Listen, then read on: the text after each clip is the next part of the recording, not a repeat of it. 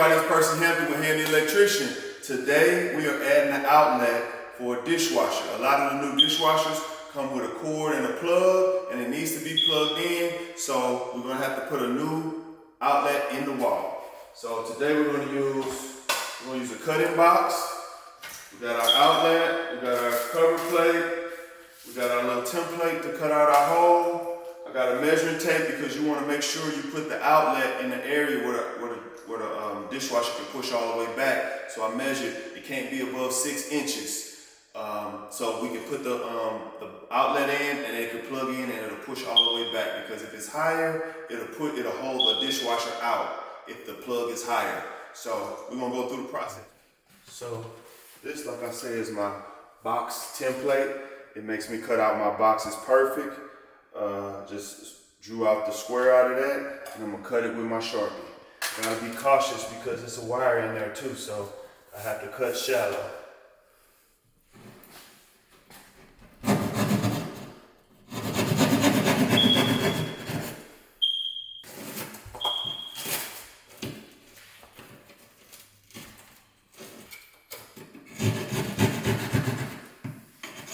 This is a 12-2 Romex. It's good for 20 amps. Most dishwashers pull anywhere from 12 to 15 amps. So you want to make sure it's on a 20 amp circuit. And they left it so long because the older dishwashers, it has its own junction box on it. And you can run this directly to the junction box and hardwire it. But this particular dishwasher has a plug. So we're going to install an outlet. This is a cutting box. We're going to fish this wire all the way through here.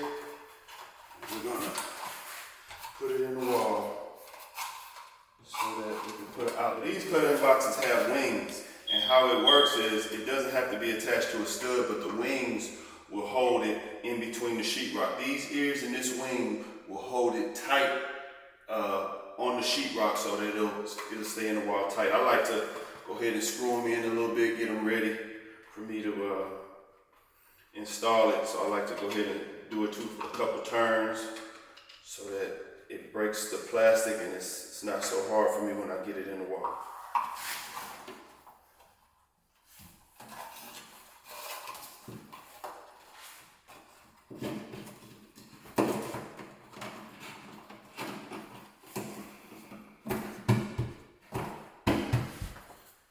Butt up against the sheetrock real tight. Now you just screw it. I cut out the power. You never want to work with hot wires if you don't need to.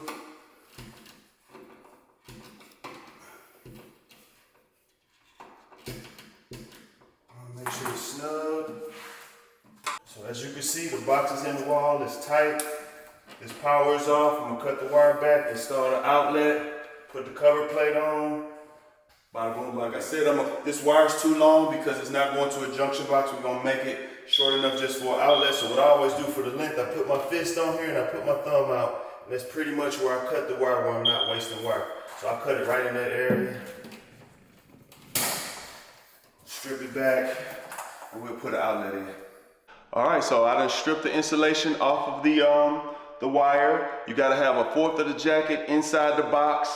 I already stripped the wires back. I crimped the wires so that when I put the outlet in, they turn with the outlet. You want to make sure the wire wraps around the outlet and not unravels. So I'm gonna tell you, this green is your ground, the silver is where your neutral or your white wire goes, and the gold or the bronze is where your hot wire goes. Usually on the ground it's a copper wire. So because I only got one wire coming in, I'll screw in the other 2 terminals, the other 2 screws that I'm not using because I don't want stuff to protrude. And as you know, I always got to have my handy dandy electrical tape. That's my signature move. I always put tape around all of my outlets and switches. It's just a thing that I do, an extra safety precautions just in case we have to come back and check it out. Come with me, watch me install this outlet. Here we go. I always hook up the ground first. So that's the copper wire to the green screw. That's how I hook everything up. And that's just a safe way to get it done. And then you want to turn it, you want to crimp it. You don't want any loose connections. Loose connection starts fires. Loose connection starts arcing starts sparking, and sparking creates heat, and all that starts a fire.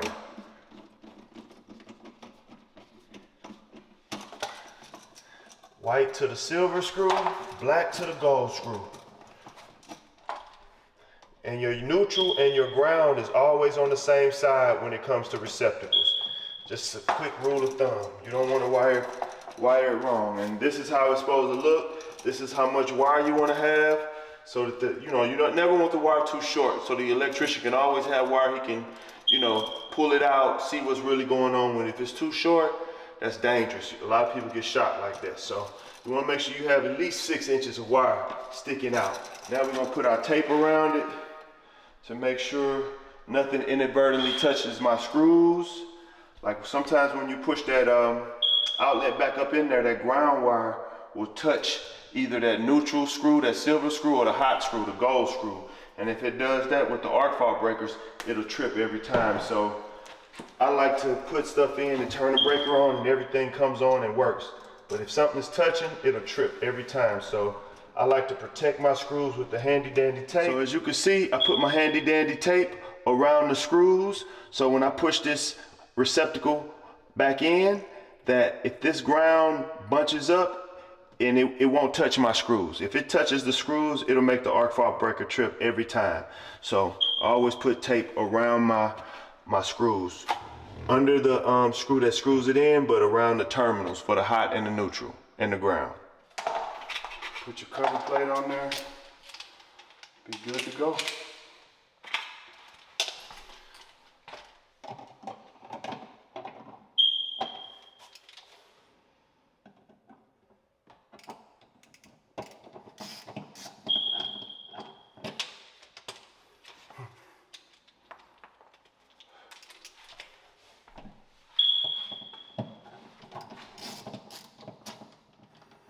Always want to make sure your cover plate's straight, so when people come and look at it, when you look at your work, everything is straight. My receptacle tester, this is a little handy tool to make sure that my receptacle is wired properly. It has like a legend on the front of it, and it's like color coded. I'm gonna plug it in, then I'm gonna turn the breaker on. You're not gonna get any lights right now because the breaker's not on, but I'm gonna go turn the breaker on right now. You wanna follow me to the panel? So we're at the panel, we got the panel cover off. These are Siemens combination arc fault breakers. This is the one that controls, this is the dishwasher circuit. We're gonna turn it on, and we can go back over here, and we should have 2 orange lights. Percy Hampton, handy electrician. Come if the outlet is wired correct, the legend says correct wiring, you have 2 orange lights on these ends. This will be blank. Let's see what we got. Also, if you want to test the arc fault breaker, you can push this button, and it trips the arc fault breaker. That way you know the arc fault breaker is working properly.